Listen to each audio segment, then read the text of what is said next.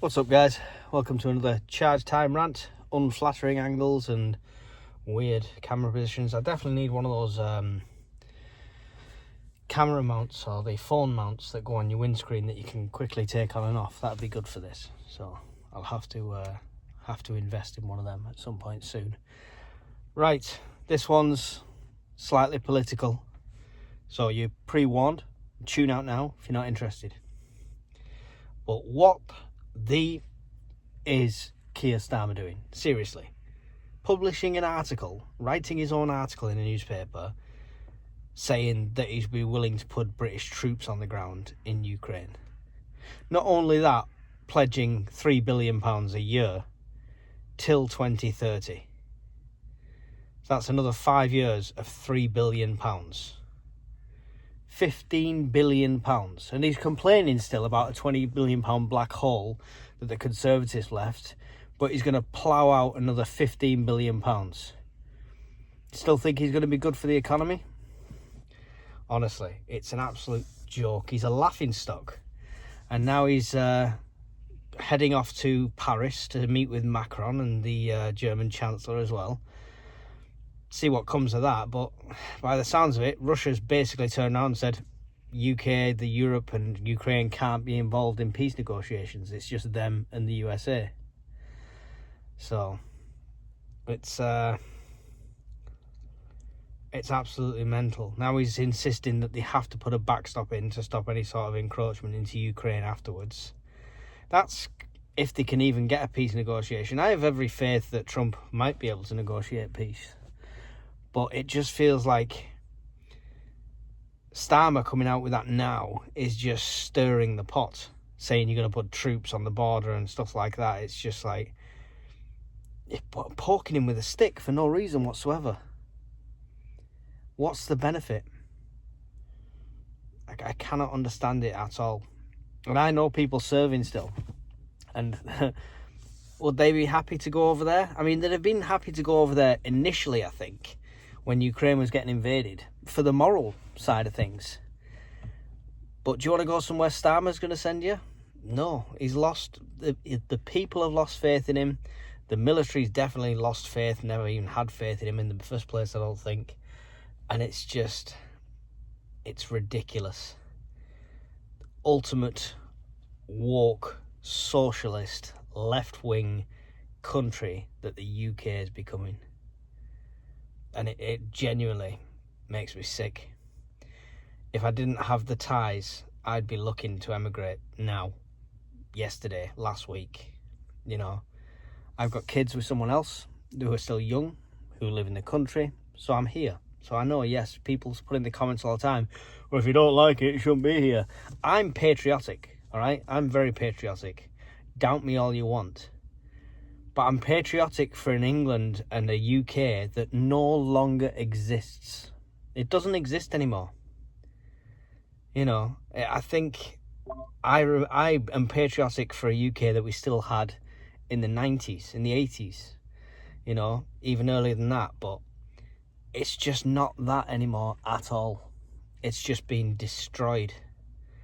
We've become this liberal haven for absolutely everyone, and now you can identify as a toaster and stuff like that. People up in arms because Donald Trump got into power in the States and said, guess what, bang, rubber stamp, there's two genders. And I'm totally on board. You want to identify as a penguin, you identify as a penguin. I'm on board with all that. You want to, nothing against anyone. I understand you could feel like you're trapped in the wrong body, etc. But don't force your ideology and that onto other people. Yeah?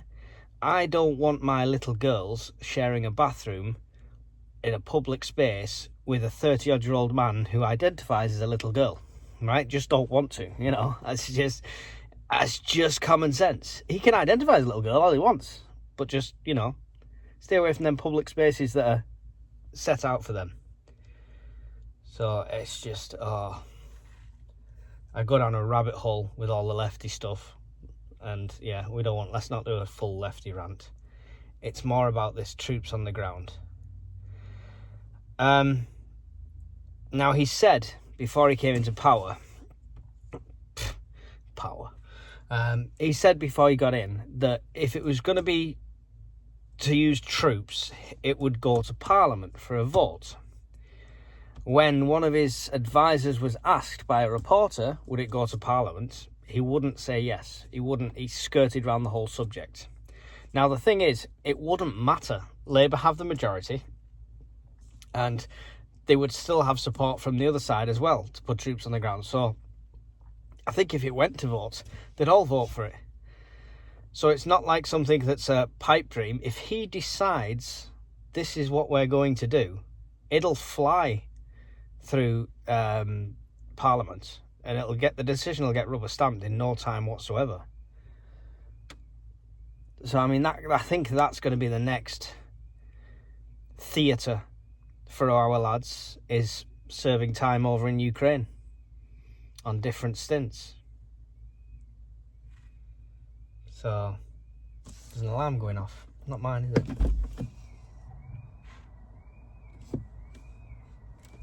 No idea. I'm not on fire anyway. But yeah, it's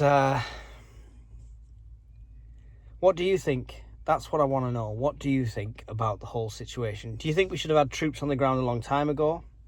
I mean, I'm fully behind supporting Ukraine. I'm not 100% up on the politics between Russia and them. Okay, because there's different schools of thought on that completely. And I'm open-minded, and I've listened to both sides of the argument, and I can see both sides of that point. However, still, I'd support them, the fact that they're being invaded by another country, etc. It should be resolved in other means. But do you? And would you be happy yourself, or if you're older, your younger family members or people you may know that serve, going over there to serve over there and keep the peace, as it were? And do you think there's another agenda behind this? There's a lot of resource in Ukraine. So is us defending them going to give us more access to that resource and lower our prices and get us more money? Which is pretty much what Russia want from it as well. So I don't know. I don't know where I stand on the whole thing. If I got a phone call, if I got a letter to be called up when I was needed, I would go over there. I wouldn't go over there for Ukraine. I wouldn't go over there for Keir Starmer. I'd go over there for the British lads that are already over there. I would serve the people that stood next to me.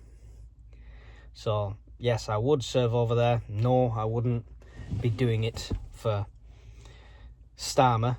I would technically be doing it for king and country, but it would be for the lads. Simple as. So, if it came to it, that's what it came to. I don't think it would come to conscription. We're going to get all the fear-mongering videos, I'm sure, talking about conscription because the army numbers are low.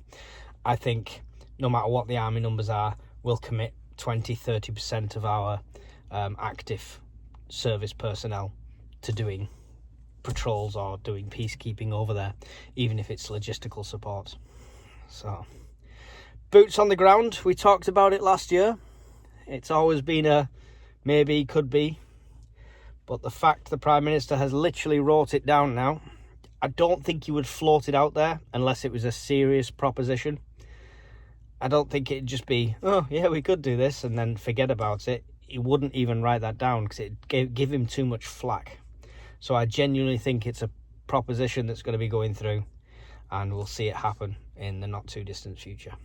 So hopefully Trump can get some sort of negotiations with Putin and preempt that and get a withdrawal and everything's hunky-dory and everyone's wonderful and the world is at peace again.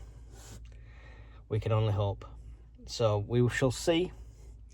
Watch this space. Thank you for listening to me ramble for another charge time rant. It's not so much a rant, just a complete confusion and frustration at the whole situation. Well, we know one thing. They're not going to win 4 more years after when the next election comes. I think I would vote in the monster raving loony party at this stage over getting the Labour Party back in. So that's about it. Thanks for watching, guys. If you made it this far, don't forget to hit like, subscribe if you're new. It's all completely free, and I'll see you all in the next video. Goodbye.